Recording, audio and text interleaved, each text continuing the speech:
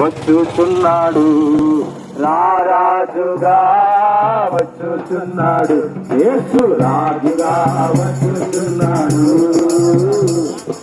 లోకమంతా తెలుసుకుంటారు,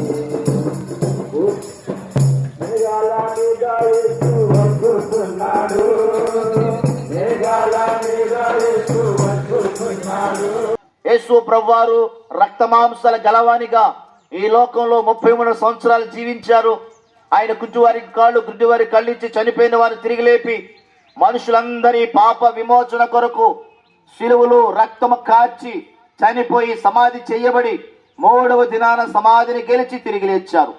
ఎవరైతే యేసు ప్రభువని ఆయన మృతులలో తిరిగి లేచారని తమ హృదయములో విశ్వాసం ఉంచుతారో వారి జన్మ కర్మ పాపాలన్నీ క్షమించబడతాయని బైబిల్ గ్రంథం చెప్తుంది.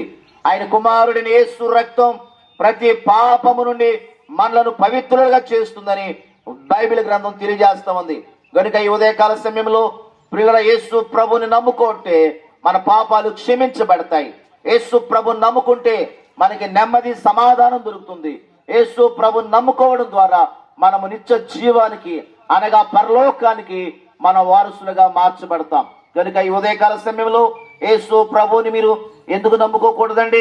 అయ్యా, మేము యేసు ప్రభుని నమ్ముకోవాలనుకుంటున్నాము, మమ్మల్ని ఏం చేయమంటారు అని ఒకవేళ మీరు అడిగితే యేసు ప్రభుని నమ్ముకోవడం చాలా సులువండి. మీరు ఎక్కడికో వెళ్ళవలసిన పని లేదు.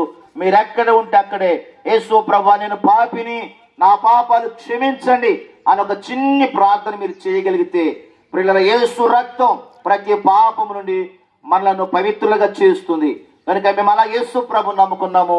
ఈ రోజున మేము ఎలా చనిపోయినా, ఎక్కడ చనిపోయినా మా ఆత్మ మోక్షంలోకి అనగా దేవుడున్న స్థలానికి వెళుతుందన్న నిశ్చయిత మేము కలిగి ఉన్నాం.